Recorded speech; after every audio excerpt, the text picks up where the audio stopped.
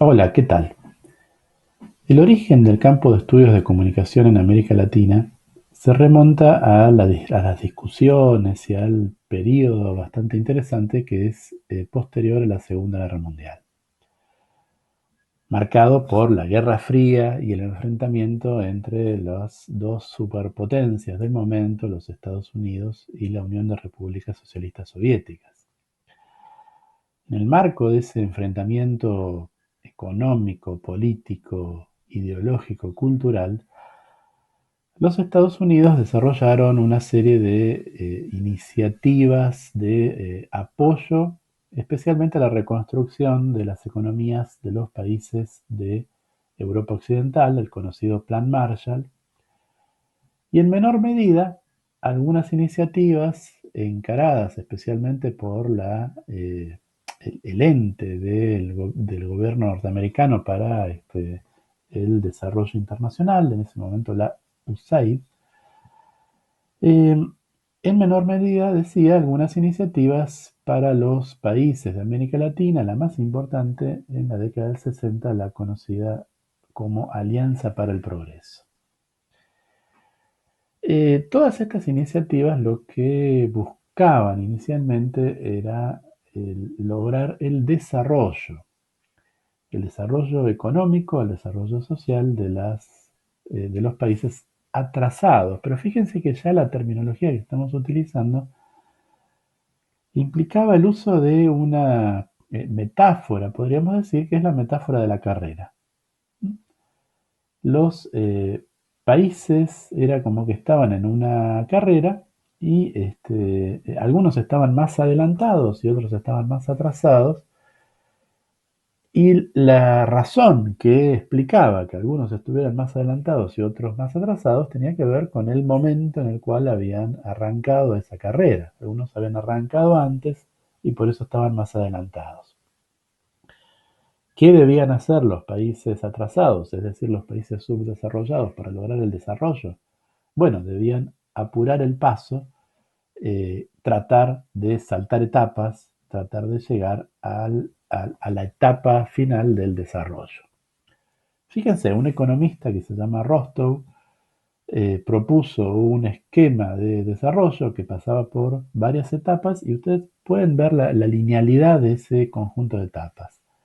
Arrancaba en la sociedad tradicional, pasaba por una etapa de transición, el despegue económico, el camino a la madurez y el consumo a gran escala, como resultado final. Entonces, lo que vemos acá es que esta metáfora de la carrera, por llamarlo de alguna manera, suponía que todos los países seguían procesos similares, que los países atrasados debían acelerar, y que en todo caso lo que mostraba la situación presente de las sociedades subdesarrolladas era el pasado de las sociedades desarrolladas. Esto que para Rostov tenía una explicación más que nada económica, era un economista, hubo otros investigadores, otros autores que fijaron su mirada en los aspectos de tipo social y cultural. El más conocido posiblemente es un académico norteamericano que se llama Daniel Lerner, que en 1959 propuso un modelo del pasaje de la transición de las sociedades tradicionales a las sociedades modernas. Y ese modelo de Lerner hacía hincapié especialmente en las cuestiones de tipo cultural. Un investigador mexicano, Fuentes Navarro, dice al respecto. Se suponía que la industrialización tendía a elevar la urbanización. Esta a su vez elevaría la alfabetización, seguida por un incremento en la exposición de la población a los medios masivos de comunicación. El alfabetismo y la exposición a los medios producirían en los individuos empatía, es decir, la habilidad psicológica de ponerse uno en lugar del otro, o movilidad psicológica, lo que finalmente tendería a aumentar la participación política y económica. Bueno, incluso algunos años después, Lerner va a ir un poco más allá y va a proponer directamente una teoría de la modernización basada en la comunicación. ¿Cómo es que se logra esta modernización a partir de las pautas culturales y la comunicación? Bueno, este pasaje de que Lerner enuncia de las sociedades tradicionales a las sociedades modernas es un despeje de aquellas características, pautas culturales, costumbres, hábitos, creencias, valores que son propios de las sociedades tradicionales y que, según él, obstaculizan el logro del desarrollo. Entonces, esa empatía que enuncia, lo que debía lograr es que, mediante el uso intensivo de los medios de comunicación, los habitantes de las sociedades tradicionales imitaran a lo que veían en la televisión, es decir, a los habitantes y las sociedades modernas o desarrolladas.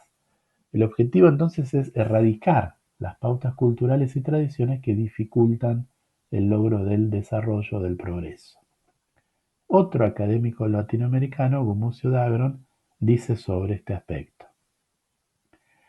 Una de las premisas principales aquí es que la información y el conocimiento son en sí factores de desarrollo y que las tradiciones y las culturas locales constituyen una barrera para que los países del tercer mundo alcancen niveles de desarrollo similares a aquellos de los países industrializados. El desarrollo es concebido, ahora y entonces, dice este autor, como la necesidad de modelar las naciones pobres a imagen y semejanza de los países industrializados. Bueno, imbuidos de este tipo de filosofía y este tipo de premisas, los Estados Unidos también, a partir de su articulación con los organismos multilaterales como las Naciones Unidas y todo su sistema de organizaciones, auspiciaron la visita, el traslado en carácter de profesores visitantes de importantes académicos norteamericanos que tenían por finalidad formar a los profesionales de los países del tercer mundo, pero también trasladar estas concepciones acerca de las sociedades y el desarrollo. Uno de los más importantes fue un académico de la comunicación realmente reconocido que se llama Wilbur Scrum, que en las décadas del 50 y del 60 visitó muchos países del tercer mundo, formando equipos y trasladando también su visión acerca del desarrollo. Hay un texto bastante interesante de él que se llama El desarrollo de las comunicaciones y el proceso de desarrollo, que es interesante por lo que dice acerca de estas cuestiones, pero también por el lugar en el que fue editado, porque fue editado por el Instituto Interamericano de Ciencias Agrícolas de la Organización de Estados Americanos en San José, Costa Rica. Entonces, fíjense que las cuestiones del desarrollo y la comunicación están muy vinculadas en estos años, y especialmente en algunos países, muy vinculadas a las tecnologías agrícolas y a los campesinos. O sea, lo que se busca fundamentalmente es modernizar las técnicas agrícolas para lograr, supuestamente, un desarrollo. Dice Scrum, a medida que las naciones van pasando de las pautas de la sociedad tradicional a las de la moderna sociedad industrial, se producen espectaculares progresos en sus comunicaciones. Desde un punto de vista, los adelantos en las comunicaciones son fruto de la evolución económica, social y política, que es una parte del crecimiento nacional. Desde otro punto de vista, sin embargo, figuran entre los artífices y promotores de esa evolución. Scrum está diciendo que hay una relación directa entre los sistemas de comunicaciones y el desarrollo. Un país desarrollado se evidencia en el tipo de sistema de comunicaciones que tiene, pero por otro lado, esto es como una moneda de dos caras. Modificar el sistema de comunicaciones también incide en el logro o la dificultad de lograr el desarrollo.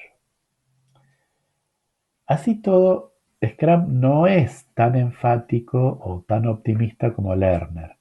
Para él el desarrollo es un proceso integral en el cual no es posible que uno de los factores se desencaje mucho del otro. Es decir, no es posible tener un sistema de comunicaciones moderno en un país que no ha alcanzado el desarrollo económico. ¿Sabes? El desarrollo es algo conjunto, integral, que debe ir avanzando los países en todas las facetas. Y esto genera, por supuesto, algunos problemas. Es decir, por ejemplo, menciona él, un país desarrollado debe tener, por ejemplo, un sistema de prensa muy extendido, o sea, muchos diarios y la gente debe leerlos y consumirlos.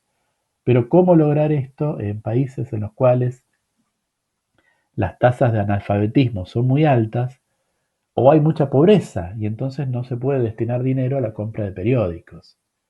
En estos casos, evidentemente, la forma en la cual se han desarrollado los sistemas de comunicaciones en los países desarrollados no puede ser aplicada a los países subdesarrollados. Y de ahí que Scrum termina con una conclusión un tanto extraña, si ustedes quieren, porque termina dando una marcada preferencia por sistemas de planificación central. Y él pone como ejemplo varias veces a la Unión Soviética y a la República China. ¿Por qué? Porque en esos lugares, a partir de que el Estado centraliza todas las decisiones, puede establecer procesos de planificación y puede organizar los distintos elementos en función de lograr el desarrollo. Entre esos distintos elementos, uno central es la relación entre los medios de comunicación y la educación.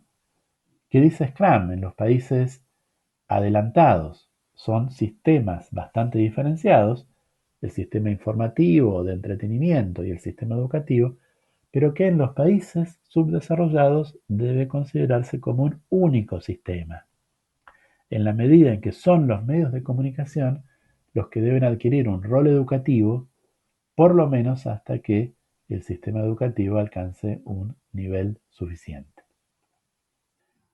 En este contexto, ¿cuáles son las contribuciones que puede realizar la comunicación al proceso de desarrollo? Scrum menciona varias. La comunicación, dice, debe emplearse para contribuir al sentimiento de nacionalidad. La comunicación debe emplearse como la voz del planeamiento nacional. La comunicación debe emplearse para ayudar a enseñar las destrezas necesarias. La comunicación debe usarse para ayudar a ampliar el mercado efectivo. La comunicación, conforme el plan se desarrolla, la comunicación debe usarse en ayudar a la gente a representar sus nuevos papeles propios de una sociedad desarrollada. La comunicación debe usarse para preparar a la gente a representar su papel como nación entre naciones.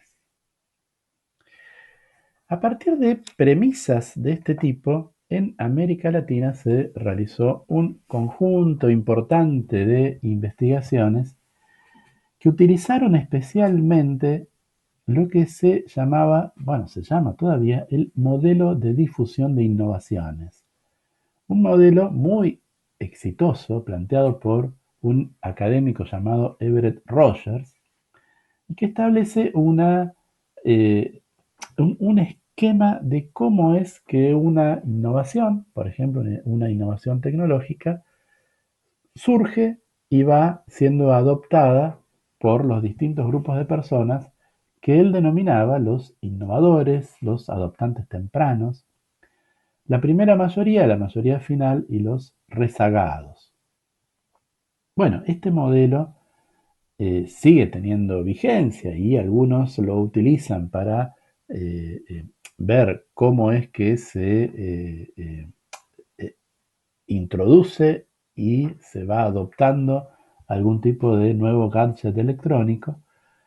Pero en el caso de Rogers, en la década del 60, él estaba interesado especialmente en las innovaciones agrícolas, en el desarrollo de nuevos procedimientos para la siembra y la cosecha que podían mejorar la productividad agrícola y de esa manera incidir directamente en la superación de la pobreza. Eh, Dice Fuentes Navarro, La meta eventual de este tipo de investigación es acortar el tiempo requerido para que la tecnología agrícola alcance un uso amplio entre las familias campesinas de las naciones tradicionales. Bien, Beltrán hace un recuento de investigaciones hechas a partir de estas premisas y registra 490 investigaciones en comunicación realizadas en América Latina, aunque la mayoría están ubicadas en 3 países: Colombia, Brasil y México, es decir, países eh, con una presencia de poblaciones campesinas no latifundistas muy extendida. Bueno, ahora bien, esta forma de pensar el desarrollo, estos lineamientos, esta metáfora de la carrera va a ser cuestionada, y especialmente cuestionada, o el origen de ese cuestionamiento va a ubicarse especialmente en América Latina. En América Latina, inicialmente en una institución que es la Comisión Económica para América Latina, que había fundado las Naciones Unidas como un organismo de asesoramiento técnico para los gobiernos, y que podría haber sido un organismo tecnocrático un tanto intrascendente, pero el conjunto de economistas y después sociólogos, antropólogos, politólogos que reunió, eh, tuvo como premisa el desarrollo de un pensamiento latinoamericano acerca de las problemáticas de la economía y el desarrollo. La CEPAL sigue existiendo, es un organismo muy importante con sede en Santiago de Chile. ¿Cuál es el contexto? El contexto de esta discusión, como dijimos, es el momento posterior a la Segunda Guerra Mundial, donde ¿qué había pasado? Durante la Segunda Guerra Mundial, por lógica, por las políticas que implementaban los países que estaban en el conflicto, algunos elementos habían dejado de ser provistos a los países de América Latina. O sea, había muchas cosas, especialmente elementos manufacturados, fabricados, que Estados Unidos y los países europeos no proveían ya, porque habían desviado sus cadenas de producción a, a otras necesidades más urgentes. Entonces se fue dando naturalmente, especialmente en los países con mercados más grandes, México, Brasil, Argentina, un proceso de sustitución de importaciones. Es decir, algunas cosas que antes de la guerra se importaban empezaron a fabricarse en los países de América Latina. Terminada la guerra, muchos economistas proponían una vuelta a el estado de situación anterior, que se basaba en lo que se llaman las tesis ricardianas, es decir, de que cada país debe producir aquello que puede producir más barato o con más eficiencia. Y los países subdesarrollados de América Latina y del tercer mundo en general deberían especializarse en la provisión de materias primas y no de productos manufacturados. Contra esa visión, la CEPAL va a formular algunos argumentos muy importantes, especialmente a partir de un economista argentino que se llama Raúl Prebisch, que publicó en 1949 un texto que se llama El desarrollo económico de América Latina y algunos de sus principales problemas. Un texto muy importante en el cual, lo que plantea es que los países no se organizan en términos de algo así como una carrera, como si cada uno corriera solo, estuviera en un andarivel separado, y entonces tiene que apurarse para alcanzar a los que están más adelantados, sino que en realidad los países están vinculados sistémicamente. Es decir, no es que los atrasados tienen que acelerar el paso, sino que los países subdesarrollados lo son porque hay otros países que están desarrollados. Y por eso él, en vez de esta idea de desarrollados y subdesarrollados, propone un esquema alternativo que es la distinción entre economías centrales y periféricas. Todos están vinculados, solo que los roles asignados por el sistema económico mundial son diferentes para unos y otros. A partir de esta mirada, Prebisch lo que propone es sostener y profundizar el proceso de eh, sustitución de importaciones, el proceso de industrialización en los países de América Latina. Porque él lo que analiza es que va a haber una tendencia decreciente a el valor de las mercancías primarias, de las cosechas, por ejemplo, y por lo tanto, en la medida en que las cosechas sean más baratas, lo que producen los países agrarios sea más barato y las cosas industriales sean más caros, la relación va a ser de permanente empobrecimiento y no de búsqueda del desarrollo. La única forma de salir de ese círculo es industrializar las propias economías, los propios sistemas. Estas ideas que ya Prebisch había adelantado van a encontrar un contexto muy propicio para su desarrollo y se van a modular de una forma un tanto diferente a partir de la década del 60 y a la luz de la influencia de la Revolución Cubana y de los movimientos de liberación políticos y sociales en varios países de América Latina. En ese contexto, un grupo de economistas propuso lo que se llamó la teoría de la dependencia. Un texto especialmente importante en esta línea es Dependencia y Desarrollo en América Latina de Cardoso y Faleto, dos economistas, que realizan inicialmente una crítica a los modelos lineales basados en la metáfora de la carrera como los que hemos comentado. Dicen Cardoso y Faleto: los análisis del modernismo y del tradicionalismo parecen excesivamente simplificados cuando se establece una relación unívoca, por un lado, entre desarrollo y sociedad moderna y por otro, entre subdesarrollo y sociedad tradicional. En efecto, la relación entre desarrollo y modernización no se verifica necesariamente si se supone que la dominación en las sociedades más desarrolladas excluye a los grupos tradicionales. Por otra parte, también puede darse el caso de que la sociedad se modernice en sus pautas de consumo, educación, etc., sin que en forma correlativa se logre un desarrollo efectivo, si por ello se entiende una menor dependencia y un desplazamiento al sistema económico de la periferia al centro. Vamos a detenernos en este punto porque en esta descripción se va a anclar una perspectiva acerca del rol de los medios de comunicación en las sociedades neocoloniales, es decir, en las sociedades dependientes del tercer mundo en general, de América Latina en particular. ¿Por qué? O sea, Cardoso y Faleto lo que indican, ya lo hemos dicho, es que los modelos del desarrollo tradicionales suponen una especie de perspectiva lineal y suponen que los países adelantados ya pasaron por las mismas etapas por las que tienen que pasar los países atrasados. Como que el proceso de desarrollo es igual para todos los países. Pero bueno, basta con mirar efectivamente lo que está pasando y es evidente, saltan a la vista cambios, asimetría podríamos decir. Por ejemplo, en los países de América Latina, la urbanización es anterior a la industrialización. Primero crecen las ciudades y después hay un proceso de industrialización. Cuando en los países centrales lo que hubo fue una industrialización que atrajo a los campesinos a las ciudades.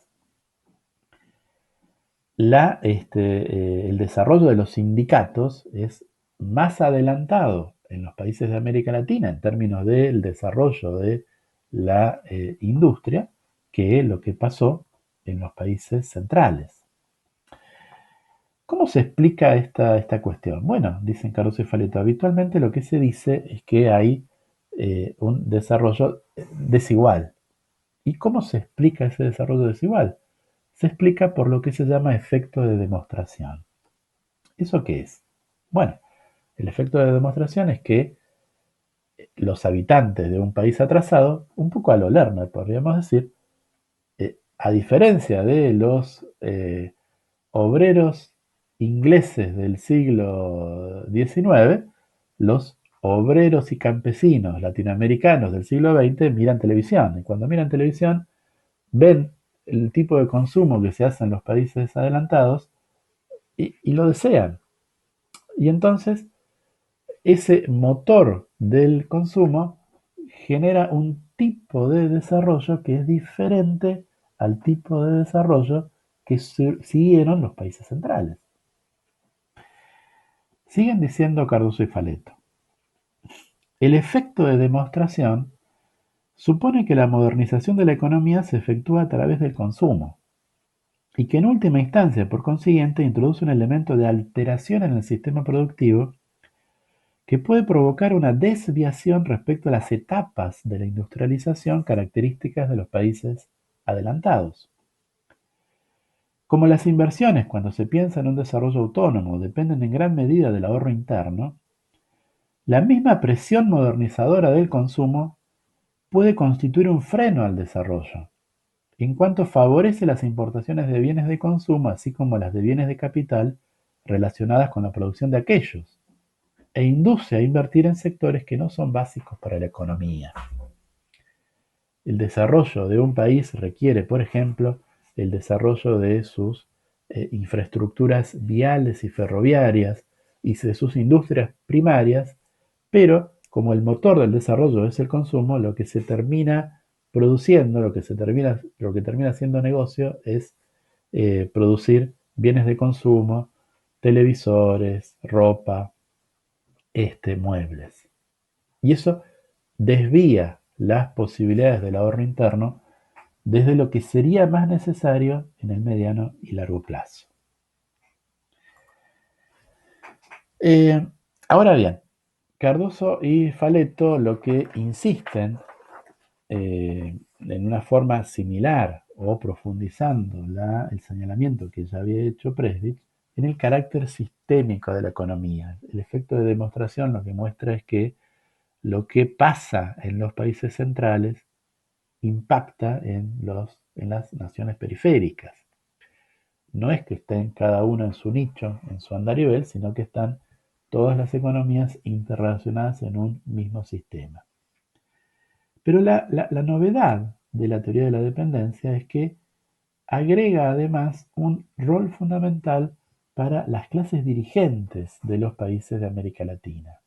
Es decir, en este conjunto de relaciones sistémicas no sucede solamente que el desarrollo del país sea funcional a los intereses de todas las clases de un país, sino que hay sectores de la sociedad que se benefician de la perpetuación de la relación desigual entre naciones periféricas y naciones centrales, y que por lo tanto no están interesadas en modificar esa situación. Entonces, la dependencia no tiene que analizarse primeramente como una configuración externa entre países, sino que tiene que analizarse a partir de la configuración interna de la relación entre las clases sociales que se benefician de la situación de dependencia y las clases sociales que se beneficiarían de una situación de modernidad o se utilizan estos términos, de liberación de los países de América Latina. Bien,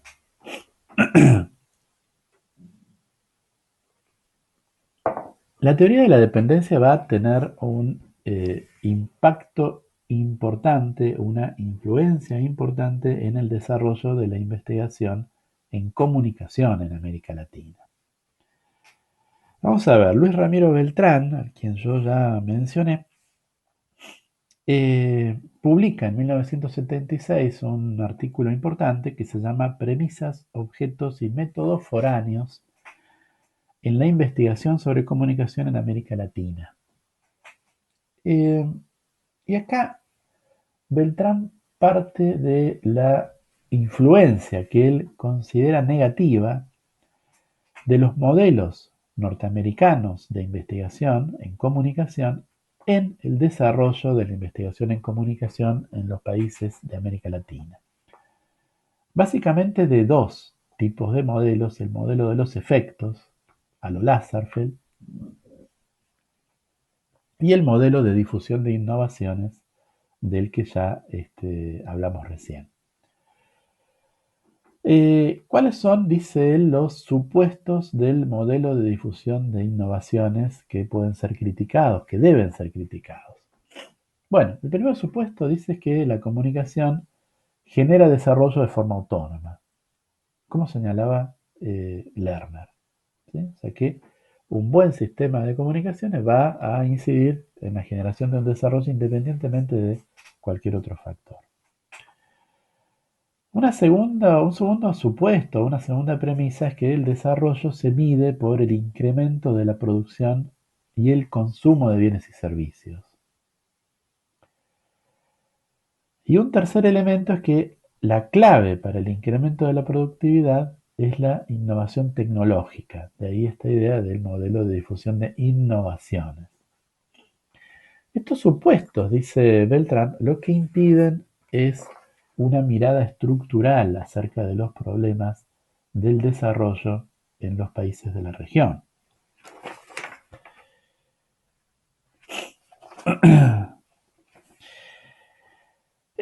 Dice Beltrán, el cambio general de la estructura social constituye el prerequisito básico para lograr un desarrollo auténticamente humano y democrático.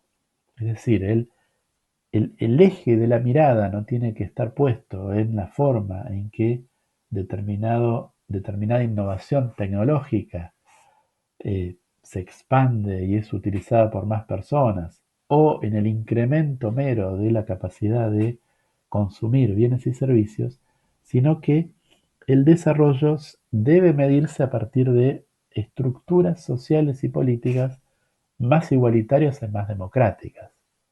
Y puede suceder, y de hecho sucede, que la introducción de procesos de difusión de innovaciones en comunidades particulares lo que termina haciendo es reforzando el poder de los sectores dominantes de esa comunidad y no estableciendo premisas más igualitarias o más democráticas. Entonces la forma de medir el desarrollo y la forma de pensar el lugar de la comunicación en ese desarrollo para Beltrán debe ser diferente. Sigue diciendo Beltrán, la investigación difusionista nos ha mostrado que aquellos pocos agricultores privilegiados que, 1. Poseen tierras, particularmente más tierras que otros. 2. Disfrutan de un nivel socioeconómico y educativo alto. Y 3. Tienen amplio acceso a las oportunidades de comunicación masiva. Son los más innovadores en cuanto a adoptar nuevas tecnologías agrícolas. Pero es que no sabíamos eso, en cierto modo, hace ya mucho en Latinoamérica. Y si no lo sabíamos, ¿qué uso estamos dando actualmente a este conocimiento? El problema del campo comunicacional en América Latina, por esos años, y a juicio de Beltrán, es que los modelos analíticos que se utilizan son inadecuados para pensar las realidades culturales y comunicacionales de América Latina. ¿Por qué? Porque esos modelos se han importado de Estados Unidos, son esas premisas, métodos y objetos foráneos de los que habla en el título, y responden posiblemente bien a una sociedad que es muy diferente a las sociedades de América Latina. Una sociedad en la cual ha llegado a una situación de desarrollo tal que no quiere cambiar. Y por lo tanto, esos modelos, lo que son modelos, va a decir en otro momento Armand Matelar, una sociología terapéutica. Lo que buscan es ajustar aquellos aspectos que están un poco desajustados. Cuando lo que se necesita en los países de América Latina es una transformación radical de las relaciones económicas, sociales, políticas, culturales. Beltrán reconoce que en los últimos 5 años, dice él, ha habido avances en esta dirección en el campo de comunicación en América Latina. Es decir, está pensando el primer lustro de la década del 70. Y esos avances se han dado o se estaban dando en dos líneas de trabajo. A partir ambas tienen relación con las premisas generales de la teoría de la dependencia. Y si ustedes quieren, con esta idea del efecto de demostración y con sus consecuencias, pero van a tener sus propios desarrollos. Por un lado, la investigación acerca de las relaciones de propiedad de los medios de comunicación y, o sea, quiénes son los dueños y qué relación tienen con los sectores dominantes de una sociedad y con los grupos económicos transnacionales y, por lo tanto, qué posibilidad tienen de que sus intereses confluyan realmente o no en el desarrollo de procesos de liberación nacional.